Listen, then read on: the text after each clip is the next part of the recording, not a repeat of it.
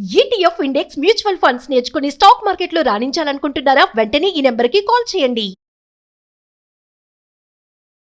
నమస్తే, welcome to Suman TV. ప్రస్తుతం మనతో పాటు ఉన్నారు stock market analyst Sundar Rama Reddy గారు. సార్తో మాట్లాడదాం. నమస్తే సార్. నమస్తే. సార్, సెబీ అంటుంది ఎఫ్ఎన్ఓ ఈజ్ డేంజరస్ అని.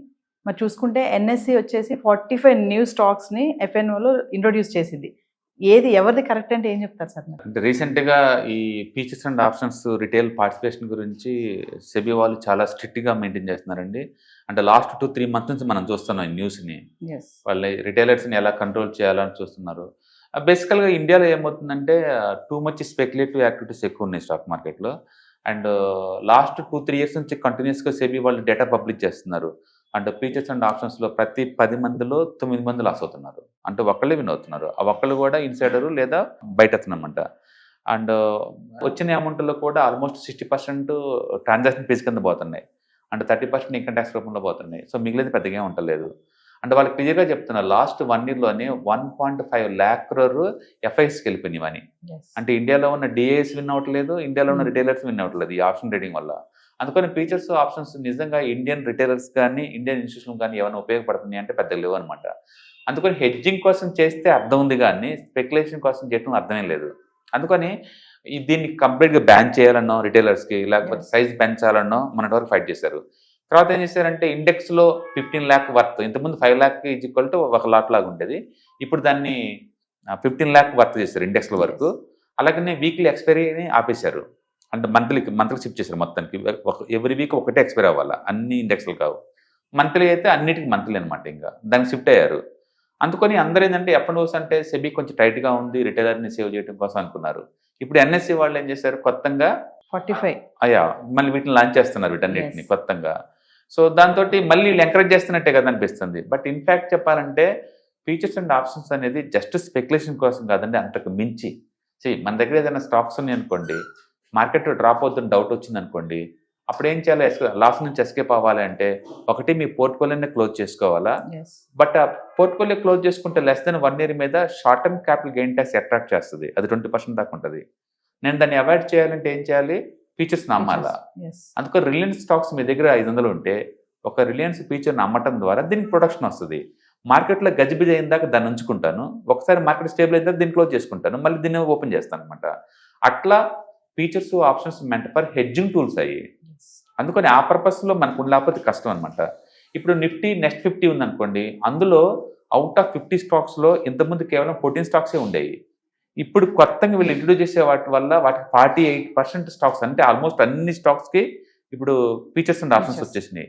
అంటే దాని మీనింగ్ ఏంటంటే ఇప్పుడు దాకా ఉన్న ఎగ్జిస్టింగ్ 178 ఎఫ్ఎన్ఓస్ ఉన్నాయి కదా, వాటితోటి మళ్ళీ కొత్త యాడ్ అవడం వల్ల టాప్ 200కి ఆల్మోస్ట్ అన్నిటికీ ఇప్పుడు ఫీచర్స్ అండ్ ఆప్షన్స్ వచ్చినాయి. తద్వారా ఎవరైతే టాప్ 200 కంపెనీలు ఇన్వెస్ట్ చేశారో వాళ్ళు ఎప్పుడైనా అన్సర్టనిటీ వస్తే హెడ్జింగ్ చేసుకోవచ్చు. అందుకని అది ప్లస్ పాయింటే కదా.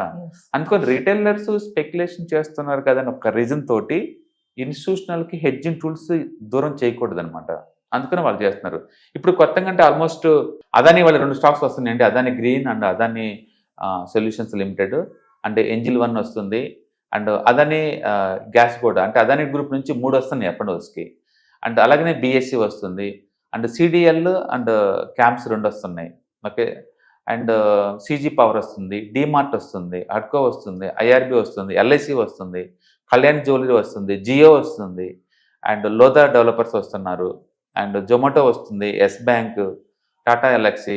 ఆల్మోస్ట్ ఇవన్నీ కూడా ఇండియాలో ఉన్న టాప్ 200 కంపెనీసే.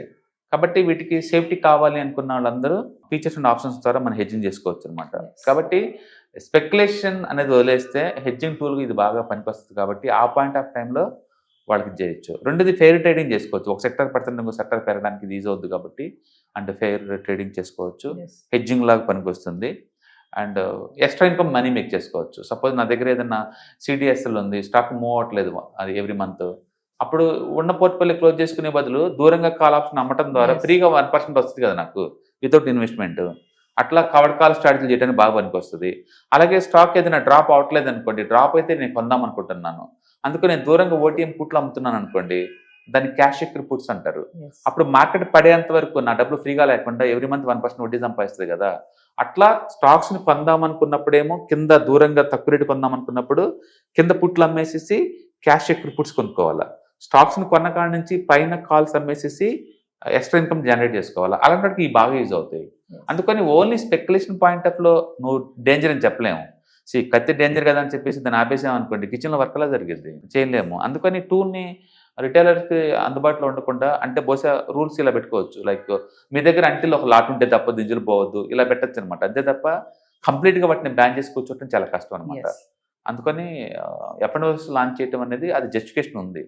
అందుకని ఎన్ఎస్సీ వాళ్ళు చేస్తున్నారు, సెబీ వాళ్ళు ఏమో టైట్ చేయడం ట్రై చేస్తున్నారు అనమాట. అంతే, ఎవరిది రైట్ అనే బదులు ఎక్కువ ఛాయిస్ ఉంచడం ద్వారా ఎక్కువ మందికి యూజ్ అవుతూ ఉంటుంది. చరిత్ర పుట్టిన కాడి నుంచి మనోళ్ళు ఆల్కహాల్ని బంద్ చేద్దాం ట్రై చేస్తూనే ఉన్నారు. ఏ స్టేట్ బంద్ చేసిందండి? ఇంజూర్డ్ టు హెల్త్ అని చెప్పి దాని బాటిల్ మీద రాస్తారు. సేల్స్ పెరుగుతూనే ఉన్నాయి, కన్జంప్షన్ పెరుగుతూనే ఉంది.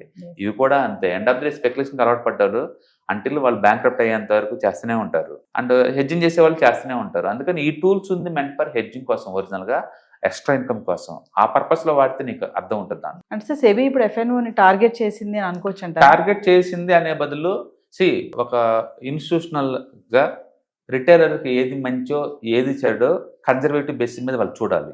వాళ్ళు చూస్తున్నారు, ఆ పని వాళ్ళు చేస్తున్నారు. ఎందుకంటే టూ మచ్గా ఎఫ్ఎన్ఓ యాక్టివిటీ జరుగుతుంది. పర్టికులర్ మన తెలుగు రాష్ట్రాల్లో ఇండియాలోనే హై ఎండ్ ఆప్షన్ ట్రేడింగ్ చేస్తున్నారు.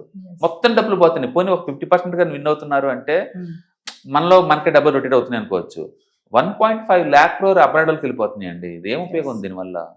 మీరు హెడ్జింగ్ కోసం వాడితే అర్థం ఉంది, స్పెక్యులేషన్ కోసం వాటిని అర్థం లేదు కదా. అందుకని సెబీ వాళ్ళు ఏంటంటే ఇంత ఎందుకు పోతే చూస్తూ ఉండాలి అని చెప్పేసి వాళ్ళు చేస్తున్నారన్నమాట. రీసెంట్గా ఆర్బీఐలు కూడా అన్సెక్యూర్ లోన్స్ 50,000 కంటే ఎక్కువ వద్దని చెప్పింది. అంటే ఎవరికైనా అర్జెంట్ మనీ కావాలంటే అన్సెక్యూర్ లోన్ తీసుకుంటాం. వాళ్ళు ఏంటంటే ఈ ట్రేడింగ్ కోసం చెప్పేసి ఒక్కొక్క 2 లక్షలు 3 లక్షలు లోన్ తీసుకుంటున్నారు. దాంతో ఆర్బీఐలు కూడా అన్సెక్యూర్ లోన్స్ 50,000 దాటానికి వెళ్ళదని చెప్పింది, పర్సనల్ లోన్స్ అన్ని. అట్లా వాళ్ళు టైట్ చేస్తున్నారు రెగ్యులేటర్స్, అవన్నీ మంచిదనమాట. వాళ్ళు కనుక టైట్ చేయట్లేదు అనుకో, దీని గురించి ఇంత పెద్ద డిస్కషన్ రావట్లేదు అనుకోండి, ఈ పడే మార్కెట్లో ఎంతమంది జీవితాలు సర్వనాశనం పోయి ఉంటే మీరు ఊహించుకోండి. స్టాక్స్ పడితేనే పెయిన్ తట్టుకోలేకపోతున్నాం, ఎఫ్ఎండ్లో ఉన్న పరిస్థితి ఏ రేంజ్లో ఉంటుంది. అందుకని స్టాక్ మార్కెట్ అంటే అచ్చం స్పెక్యులేషన్ కాదు, అంతకు మించి. అందుకని ఉండటం వల్ల ఏంటంటే ఈ స్టాక్స్ ఉన్నోళ్ళు ఎక్స్ట్రా ఫ్రీగా డబ్బు సంపాదించుకోవచ్చు. మంత్లీ 1% స్టాక్స్ ఉన్నోళ్ళు ఈ స్టాక్స్ తక్కువ రేటు కొందాం అనుకున్నప్పుడు దూరంగా ఓటీఎం కాల్స్ అమ్మటం ద్వారా ఎక్స్ట్రా ఇన్కమ్ సంపాదించుకోవచ్చు. అందుకని మంచి స్టాండర్డ్గా మనీ మేకింగ్ చేసుకున్న మెథడ్స్ ఉన్నప్పుడు వాటిని వదిలేసి అచ్చం స్పెక్యులేషన్ మీదే ఉండాలి అనుకుంటే అది ఇట్స్ నాట్ జస్టిఫికేషన్ అనమాట. అందుకని ఎన్ఎస్ఏ వాళ్ళు ఎప్పుడు నిరంతరం కొత్త ప్రోడక్ట్ లాంచ్ చేస్తూనే ఉంటారు వాళ్ళ పాయింట్ ఆఫ్ టైంలో. సెబీ వాళ్ళు అదే టైంలో ఎవరిని ఎలా ప్రొడక్ట్ చేయాలో దాని తగ్గట్టు రూల్స్ ఫ్రేమ్ చేస్తూ ఉంటారు అనమాట. బట్ ఇద్దరి దగ్గర లాజిక్ ఉంది. అందుకని మనం ఏది రైట్ ఏది రాంగ్ అని చెప్పలేము. నీకు ఎలా వెల్త్ క్రియేషన్కి ఇది యూజ్ అవుతుందో నువ్వు జడ్జ్యూట్ చేసుకొని నువ్వు వాడాలి తప్ప యూనివర్సల్గా అందరికి ఒకేలా అలా అంటే కుదరదు. ఇక్కడ మీ దగ్గర పోర్ట్ఫోలియో ఉందంటే మీకు హెడ్జింగ్ చేసుకోవచ్చు, ఎక్స్ట్రా ఇన్కమ్ వస్తుంది. బాగుంది కదా. Thank you sir. హాయ్, మీరు స్టాక్ మార్కెట్కి కొత్త లేదా మీరు మార్కెట్లో ఉన్నా సరే మనీ మేక్ చేయడం టఫ్గా ఉందా? అంటే స్టాక్ మార్కెట్లో ఎన్ని సంవత్సరాలు ఉన్నా సరే ఇంకా బ్రేకింగ్ ఏం రావట్లేదా? లేదా మీరు పెద్ద మొత్తంలో స్టాక్ మార్కెట్లో మెయింటైన్ చేయాలనుకున్నారా? మీ పొజిషన్ ఏదైనా అయి ఉండొచ్చు. స్టాక్ మార్కెట్లో కనుక లాంగ్ టర్మ్లో మనీ మేక్ చేసుకోవాలనుకుంటే షార్టెస్ట్ పాసిబుల్ వే అంటే ETFs, index funds, mutual funds ద్వారా లిటిల్ బిట్ ఈజీగా ఉంటుందన్నమాట. కాబట్టి మీకు ఎవరికైనా ఇంట్రెస్ట్ ఉందంటే ETFs, index funds and mutual funds నేర్చుకోవడానికి ఇది బెస్ట్ పాసిబుల్ వే ఏంటంటే ETFs, index funds and mutual fund course. ఇది ఎవ్రీ మంత్ వీకెండ్స్లో సాటర్డే, సండే, మండే ఇలా 3 రోజుల్లో daily 2 hours totally 6 hours programme ద్వారా నేర్పడుతుంది. ఇంట్రెస్ట్ ఉన్న పార్టిసిపెంట్స్ కింద స్క్రోల్ అవుతున్న నెంబర్స్ని కాల్ చేయడం ద్వారా లేదా రిజిస్టర్ చేసుకోవడం ద్వారా మీ సీట్ని బుక్ చేసుకోవచ్చు. Thank you.